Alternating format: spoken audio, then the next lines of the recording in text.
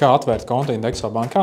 Vienkārši skaties, parādīšu. Lejupielādē Indexo aplikāciju bez maksas Google Play vai Apple App Store veikalā, meklējot Indexo. Reģistrējies dažu minūšu laikā, norādi pilsonību, apstiprini, ka esi pilngadīgs. Tad iepazīsties ar privātuma politiku un piekrīt datu apstrādēji. Nākamais solis.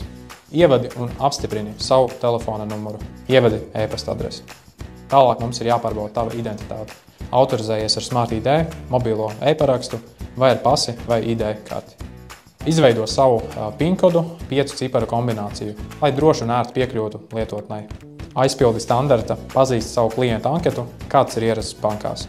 Izvēlies saziņas veidu, iepazīties ar vispārējiem darījuma noteikumiem un apstiprini tos ar Smart ID vai e-parakstu.